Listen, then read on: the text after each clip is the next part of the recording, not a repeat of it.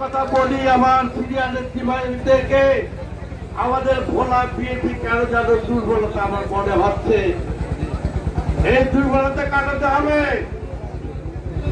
বাংলাদেশ এখন বিএনপি চালাচ্ছে নাকি, কিন্তু ভোলায় আমাদের তড়বড় দেখি আমাদের ছেলেরা চাকরি পাবে, কিন্তু সেখানে যেন কেন বাধা বিরতি, এই বাধা বিরতি আমরা মানব না। বাধা বিরতি আমাদের অনেক ত্যাগ করেছি, অনেক ত্যাগ করেছি। আমাদের ছেলেরা কাজ পাবে, কর্ম করবে, দুটি পয়সা রোজগার করবে, সংসার চালাবে, ভালো চলবে, কিন্তু কেন এটা হচ্ছে না? আমরা এটা মানি না।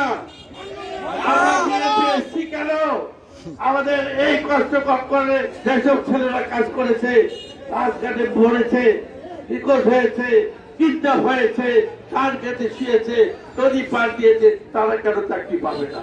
তারা কেন বেকার থাকবে? আমাদের প্রেফারেন্স আগে আসবে, সকলেই চাকরি পাবে, কিন্তু যারা এই কষ্ট করেছে, বেকার হয়েছে, তাদের কর্মকাণ্ড আমাদের দিতে হবে। অনেক দুর্বল, এই দিক থেকে বিএনপি কেন দুর্বল আমি বুঝি না। তোমাদের কিসের ভয়? আমাদের দলকে আমরা এগিয়ে দিয়ে যাওয়ার জন্য বিএনপি শক্তিশালী হতে হবে, এটি আমি আশা করছি। আমার মনে হয় রাজপথ বোধহয় আমরা ছাড়তে পারবো না। অত্যাচারের বিরুদ্ধে সেই করুক না কেন, আমরা রাজপথ বোধহয় আর ছাড়তে পারবো না। আমরা রাজপথে আছি, আবার রাজপথে নামবো।